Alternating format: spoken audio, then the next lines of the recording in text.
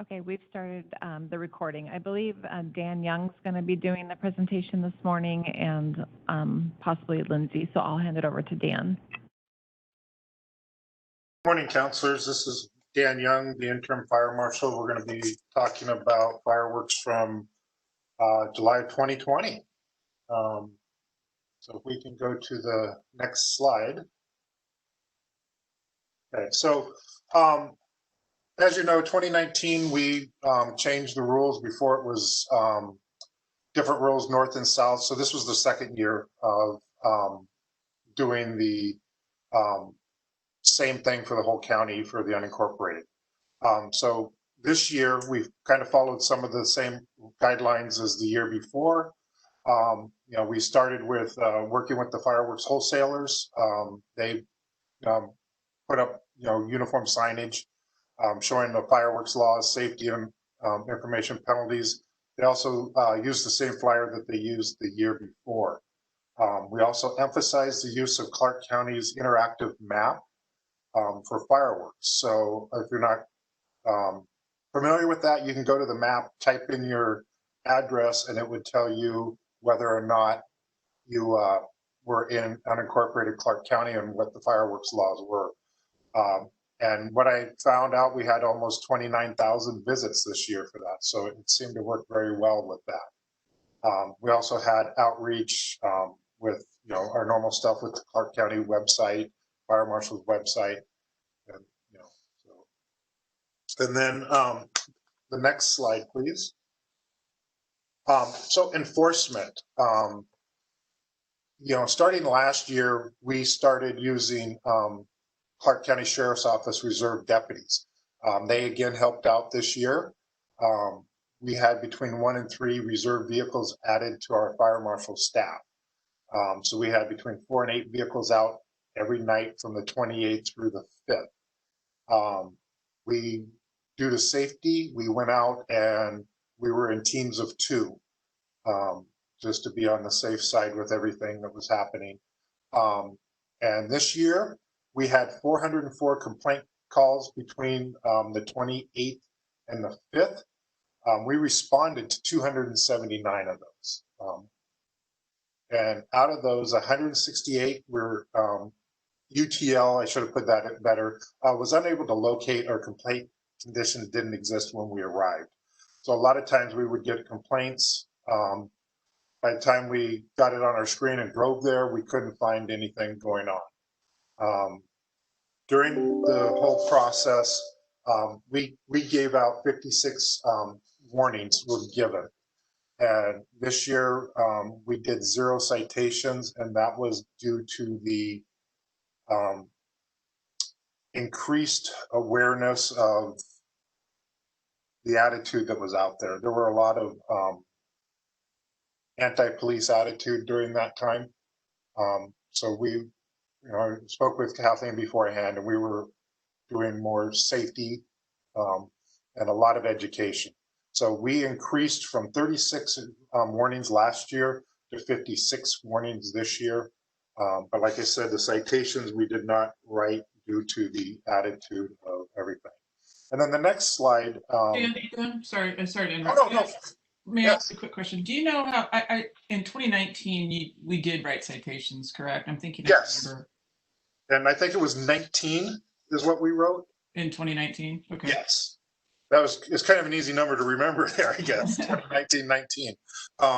Yeah. And so this year, like I said, due to everything and a lot of animosity towards police and us when we're out there. So yeah. And then the next slide is just the noise complaints. And we were down from, the biggest year there was 17. We're actually up some from the year before. But we actually hit more of them this year. Like I said, we hit 279 calls that we did.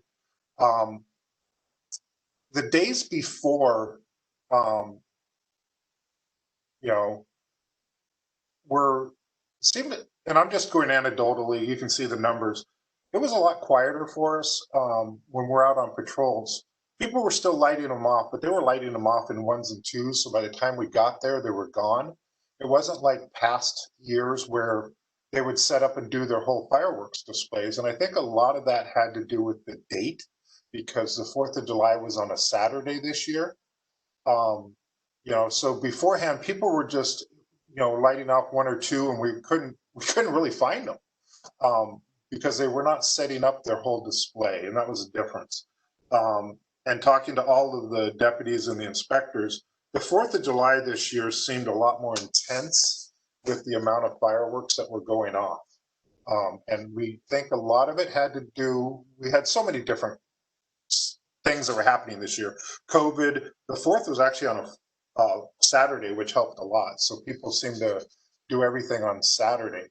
The other thing that we noticed this year, and the number of calls after midnight were less than years before. It's like everybody shot off everything and we're done.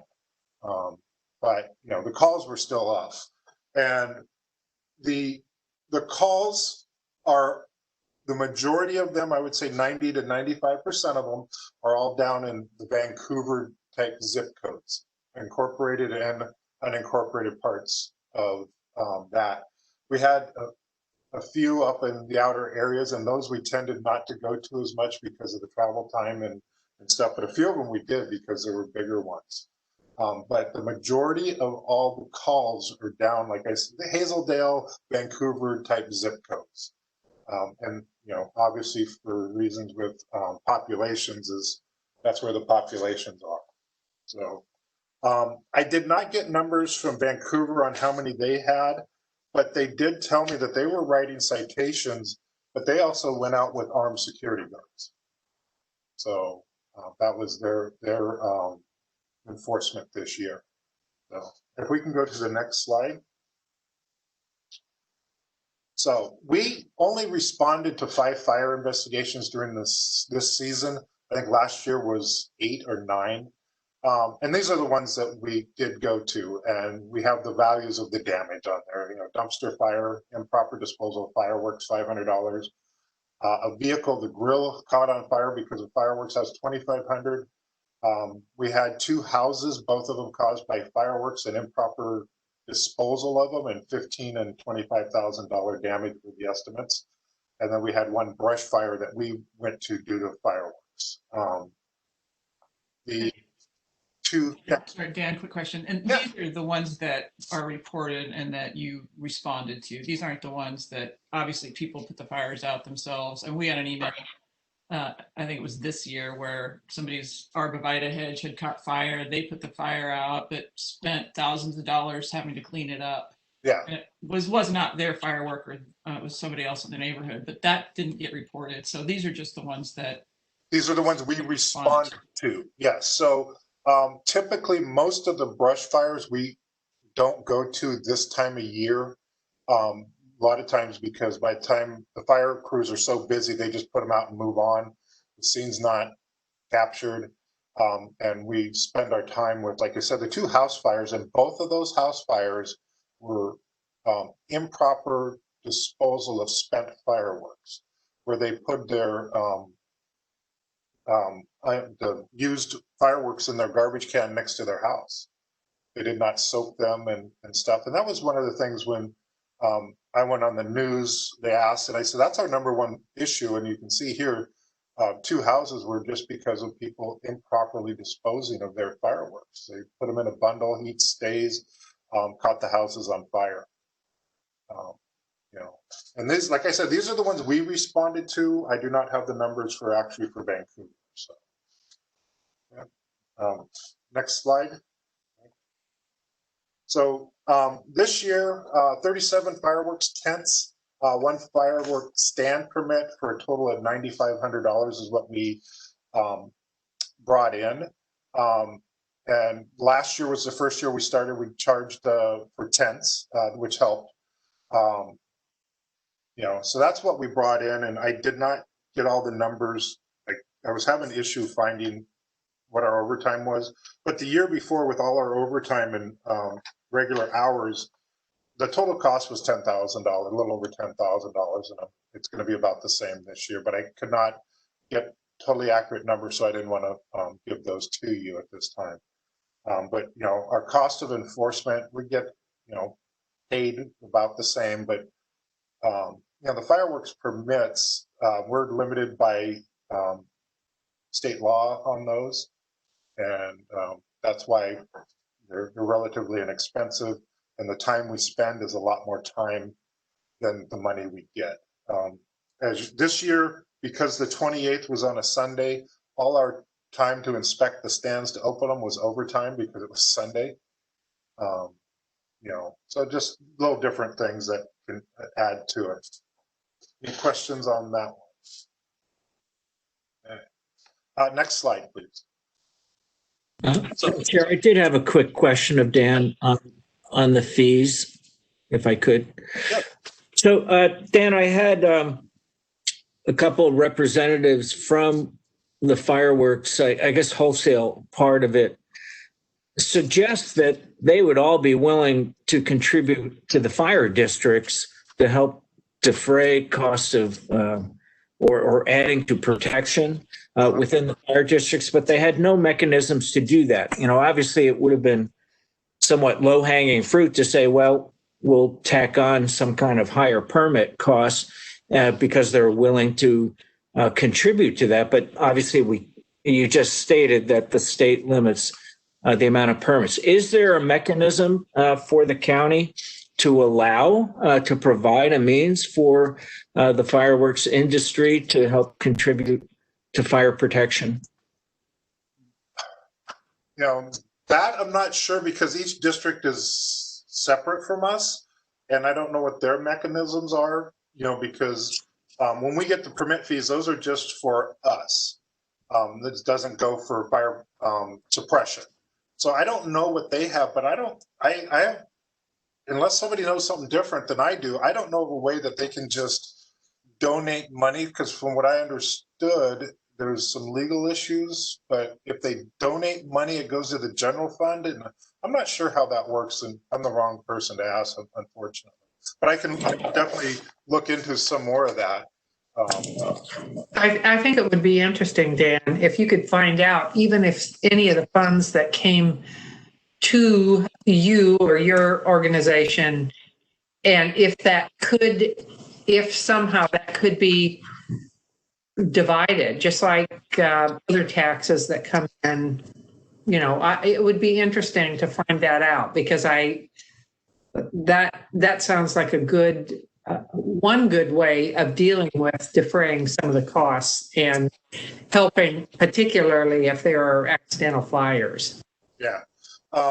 So I'll look into that. I'm not sure if there's a way that, because like I said, the permit costs are set by the state, and a lot of times we will do that to help cover costs, but since those are there, and I will talk to legal and other people and see if there's even something that the council can do, or anybody, and I'll find out more.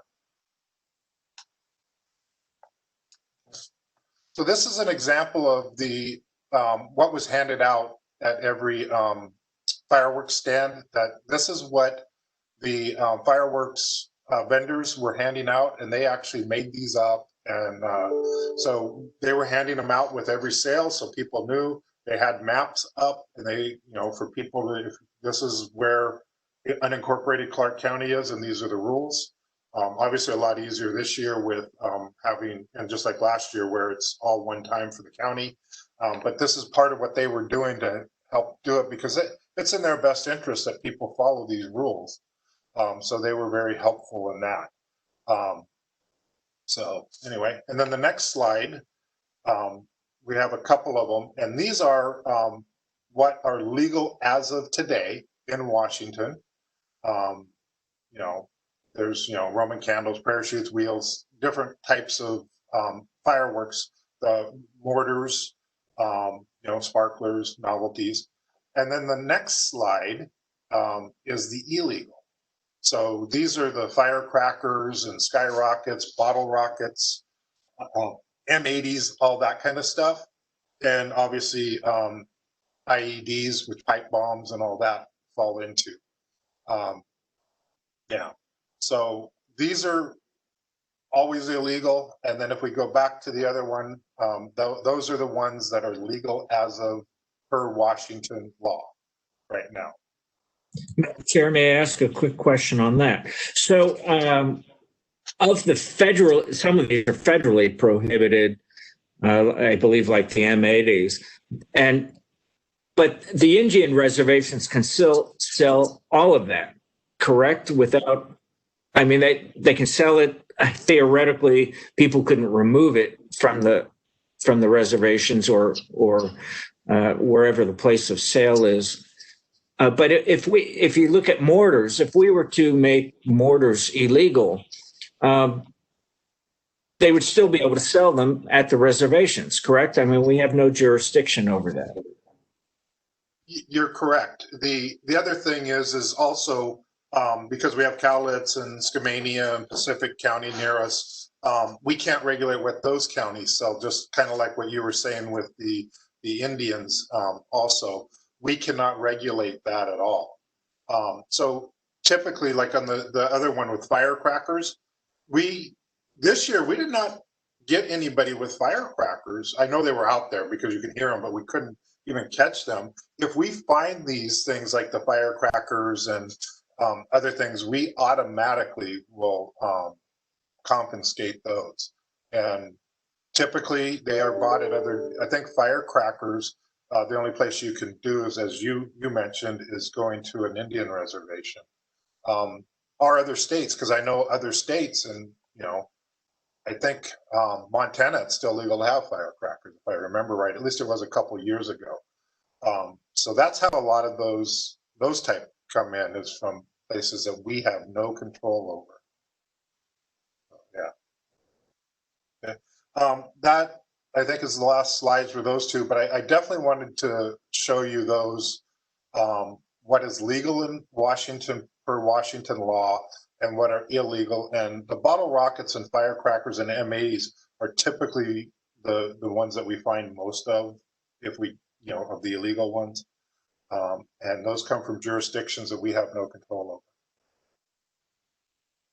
over. Any other questions for me? Yeah, I have a couple of questions. Yeah. So we've had multiple work sessions and public conversations on fireworks over the last couple of years. One of the slides that I saw in work sessions in the past was the overflowing of debris and trash and used fireworks. I don't see any of that in your presentation this morning, so I'm kind of curious why we didn't see a little bit more of that. So, but we did see sort of a pro fireworks industry presentation this morning, in my view. So if that wasn't your intention, then that's fine. But that's sort because we don't deal with that really. But I guess I can make what I'll do is make a partnership with Waste Management, and we can. They're going to have more of that, and obviously probably Public Works too with the roads, because I know that on the nights that we go out on patrols, by the end of the night, as you say, all the garbage is in the streets. Yeah, it's in the streets and it's in the neighbors' yards and on the roofs and in their gutters and So I can only talk to and that's fine. You don't have to follow up on that. I just wanted to make a comment on that we have seen a significant amount of information with regard to the leftover debris as well. So you don't have to do anything on that, Dan. Thank you. All right. Other questions? Okay, thank you, Dan. Thank you. Presentation. I do have a question about, so we have the ordinance up here. If we were to choose to go forward with a safe and sane language, I think that's what this ordinance lays out. Dan, is that correct? Yeah, you're correct. So if we were to choose to go forward with something like this, what would be a hearing date?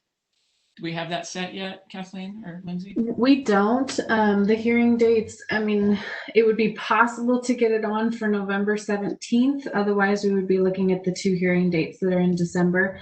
And Rebecca, if you want to scroll down just a little bit. So that's really the key part right there is that it would allow fireworks that are currently unlawful to remain as long as they have the safe and sane. So the only change is that they would have to have this designation. And some people ask why there's this state of California. It's because there's certain requirements to be considered a safe and sane firework. And the California law is pretty widely recognized. And so the fireworks manufacturers actually make sure that it's certified by the state of California and the seal is placed on it.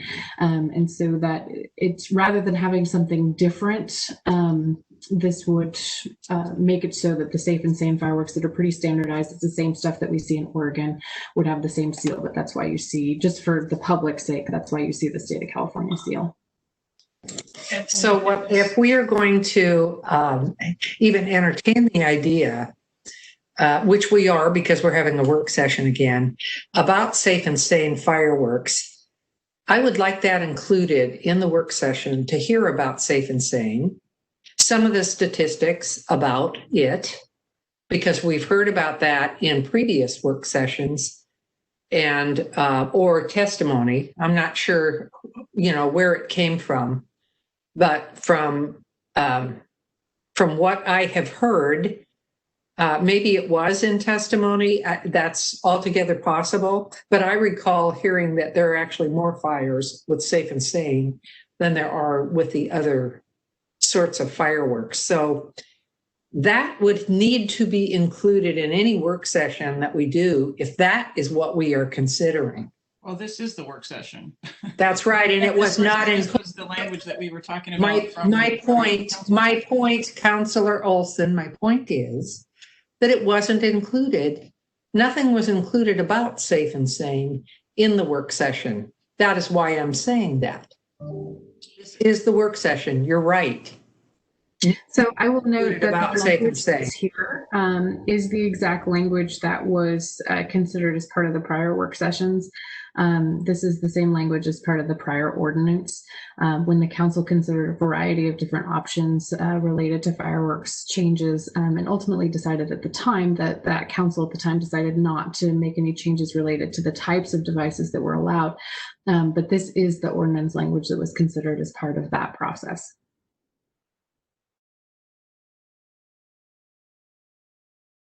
Yes, I am aware we did not pass it. We chose not to do this.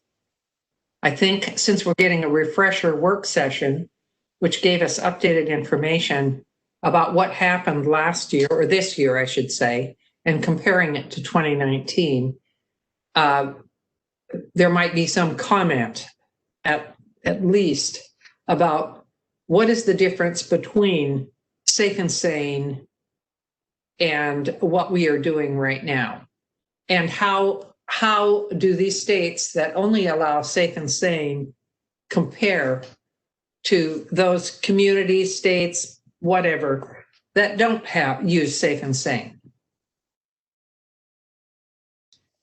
Could that information be included if we go to a hearing date? I assume staff will have a presentation at that hearing.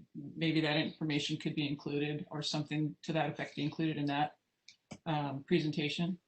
Yeah, it's information that I've prepared and I've sent out before. I'm happy to send out again. And it compares the data just in terms of Washington and Oregon, comparing the number of fires and the number of injuries per person in each state. Of course, Oregon has the statewide safe and sane. And so I'm happy to send out that information again to the council, and I'll have it prepared for any hearing that we have. Okay, thank you. Other questions or comments?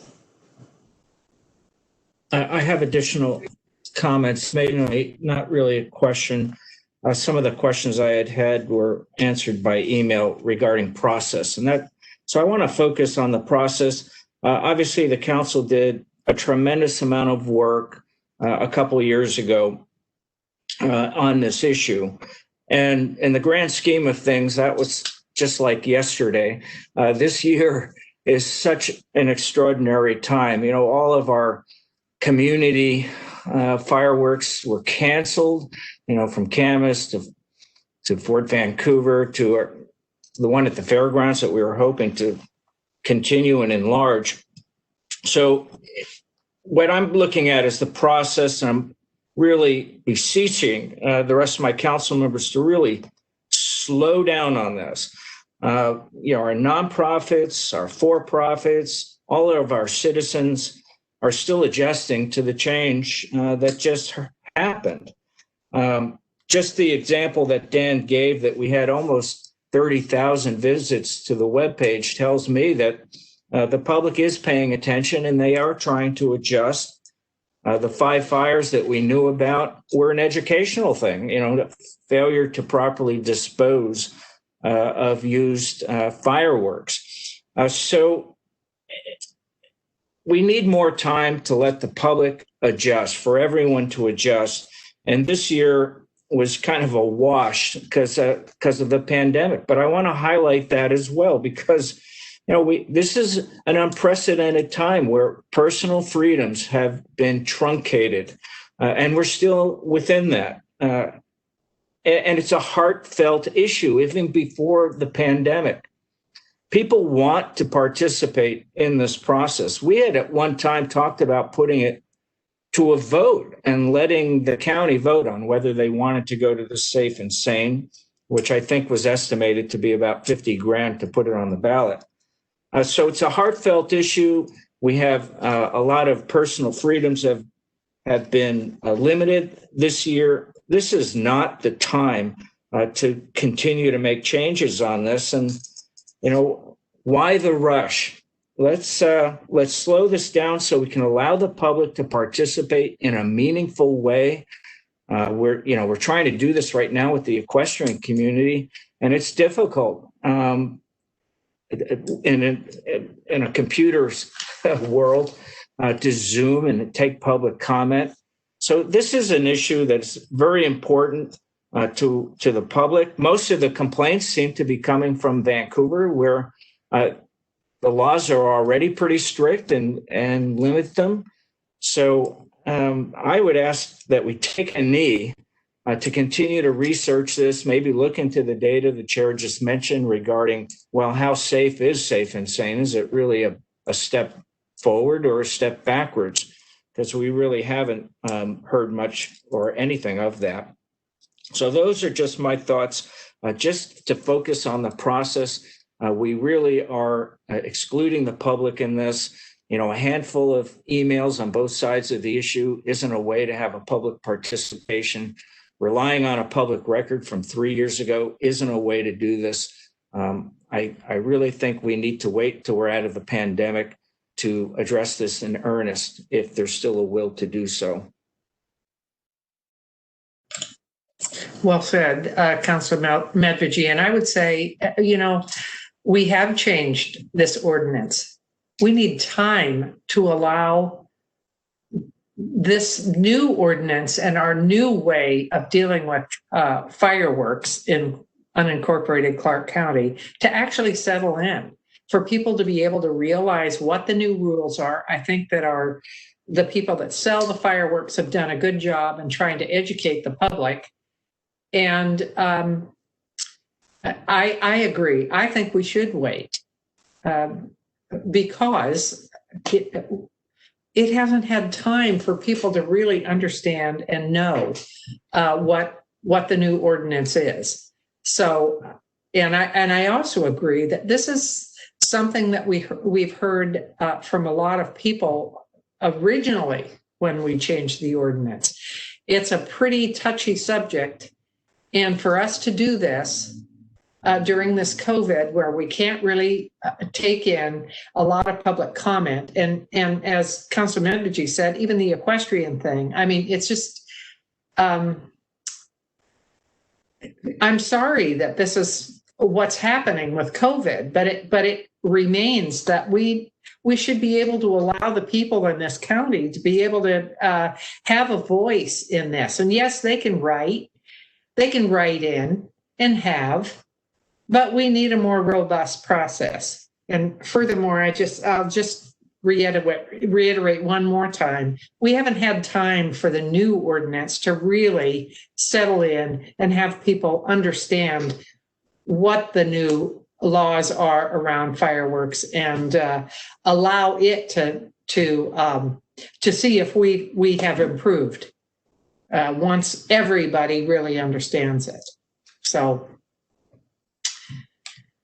those are my comments.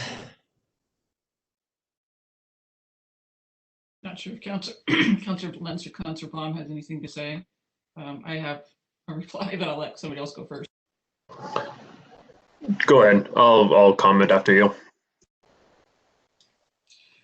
So just looking at the charts that Dan presented this morning, we've been in this. The only change we made was that we allowed the fireworks to be on the 4th of July only. We still sell them from June 28th to July 4th. When you look at the last 3 years of just noise complaints, they've gone up consistently every single year. So the idea that we haven't had time to let the new ordinance take effect, I don't think that's a reasonable argument. I mean, nothing's changed in terms of noise complaints. You know, we talk a little bit about fire today. We have not talked about the impact on fire with these types of mortars and airborne fireworks in urban areas where we have our senior citizens, we have pets and animals drugged and in closets because of the noise from these fireworks. Councilor Mevich, personal freedoms, fireworks, in my view, frankly, do not qualify as a personal freedom. There's no right to blow up our neighborhoods with fireworks that start fires, frankly, and terrorize our seniors and our pets. So we've had 2 years, 3 years of this and 15 different work sessions and community engagements. We have 2 full community engagements with 25 plus people. We had a work session this year, so we're not depending on 3-year-old information. We've heard from the community. We'll continue to hear from the community. I continue to hear from the community about this topic.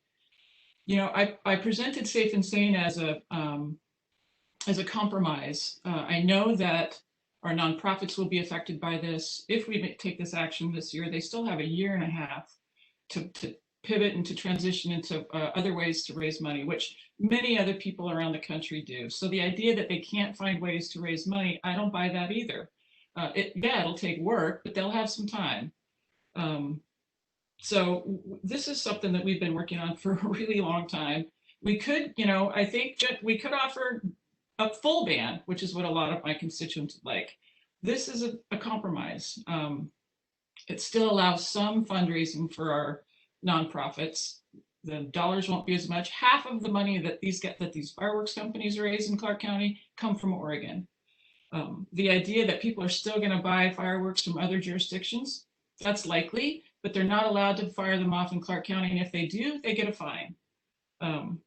So I don't know that there's any reason to wait. We've been doing this for years. And the idea that we don't do the business because we're in COVID, I don't think that that's acceptable either. So we are doing our county's business. This is a piece of that. So my comments are specifically as it relates to the nonprofits. And I think it's important to remember that any changes that we make take 12 months to go into effect. And so we're not talking about a change for next year. This would be impacting 2022. And I think the more time, to Councilor Olson's point, that we can give the groups that rely on these to be able to start making other plans, I think that helps them. And so I think getting this done so they can have as much time to begin preparing for 2022 and changes that could be coming would be beneficial to them. And the number of messages that I've received, I was really hopeful that the changes that we made in making it to 1 year would reduce the number of calls and frustrated constituents, but it hasn't. It's gone up every year, even within the city and from the constituents that are in my district and inside the city limits. So I think we tried to make a compromise and holding it to 1 year and hope that that would have a real meaningful impact. But the number of emails and people that are reaching out has gone up. So I think it's time to look at doing something a little bit different. So I would be supportive of moving this to a hearing.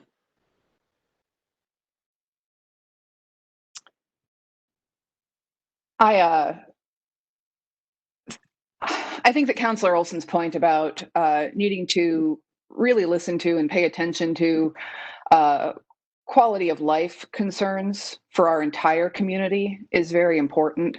I think that pandering and calling fireworks personal freedoms is not really being honest about what we're talking about.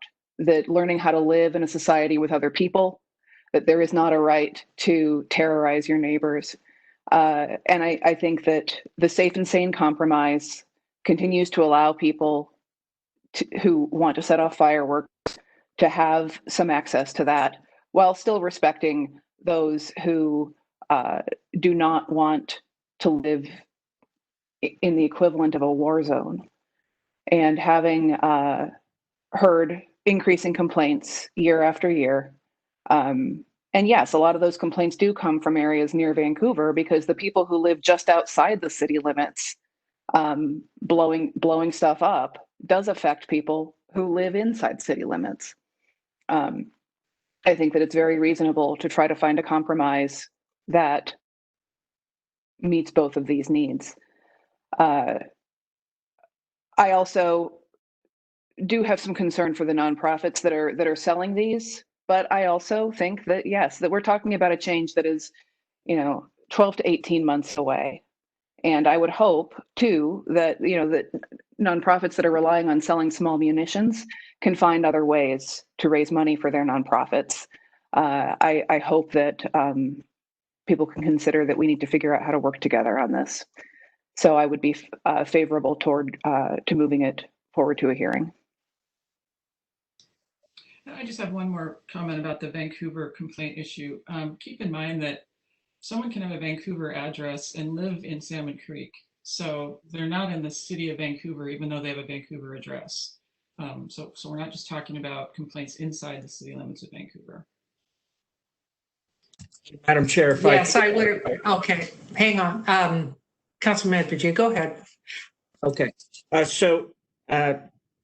Temple Lentz, I don't pander to anyone. And I'm not so I think you misunderstood what I was saying. What I was saying is we've lost a lot of personal freedoms this year, and we're still operating that way. All the public celebrations were canceled.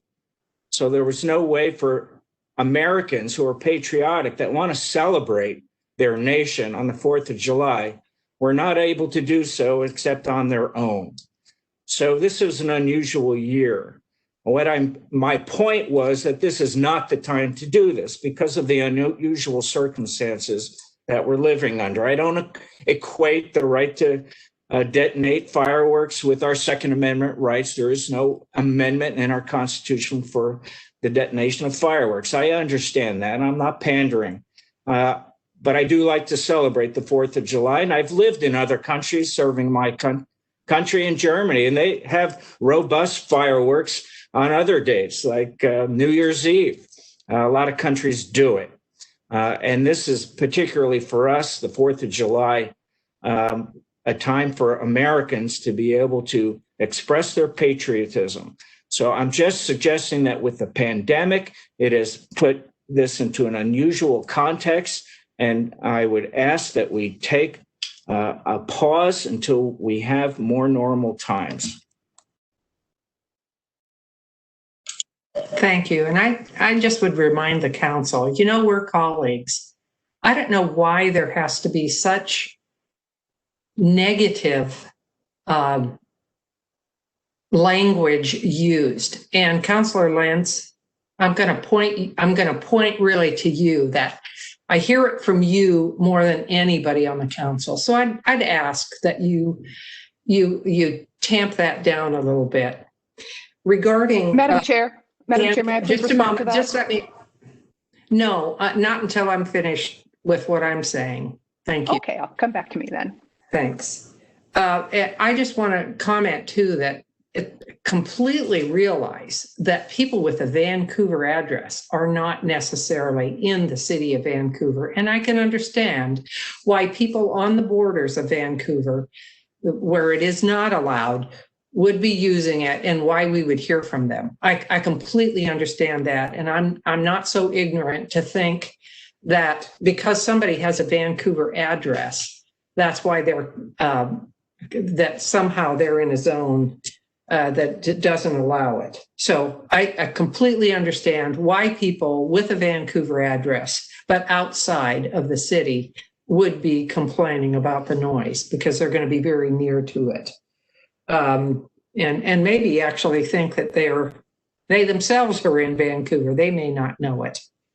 But at any rate, I giving nonprofits a few months to determine a different way to, many of which we heard from, have their complete yearly budget covered by this. I don't think a bake sale or some other paying some fundraiser to be able to make up for what they do, they are allowed to be able to make a profit through the sale of fireworks is going to, that doesn't give them an advantage. It gives them months to decide how they're going to be able to not make their budget or not be able to do the things that they've been able to do through their fundraising. I remember the Lions Club, I believe it was, says they raised their entire annual budget on this. I know many church youth groups do this in order to be able to have their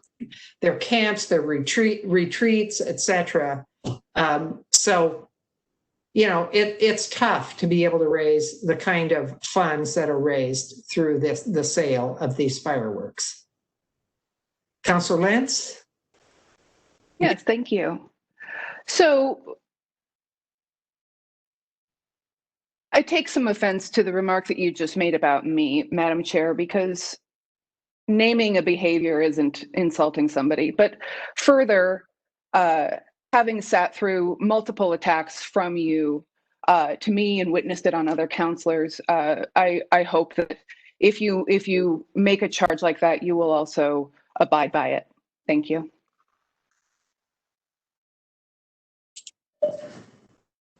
Yes, that is what I try to do on a daily basis. Unfortunately, I guess a little bit of the irritation that I find what you do on social media, slamming me and other fellow counselors, is just uncollegial, and I do take offense, great offense at that, and some of that might spill over a little bit on occasion, certainly not habitually. So there you have it. And again, naming a behavior is not an insult. We're going to move away from this this work session. It appears that there are 3 counselors who would like to have an actual hearing on fireworks. So I'm assuming that will be scheduled. I don't think we want to do it on the 17th of November, however, because that is when we're going to be voting on our 2020 budget. Yes, yeah, the hearing on the 17th is fairly scheduled out at this point, so we'll look at December 1st. Thank you. Okay, moving on to council time, which I failed to copy an agenda of. So if that can be brought up, Dan. Would we like to take a couple-minute break before we start council time? Yes, we can do that. Okay, thank you. 5 minutes. But we're going to remain logged in to this session. Yeah, I will too. Thank you. Yeah.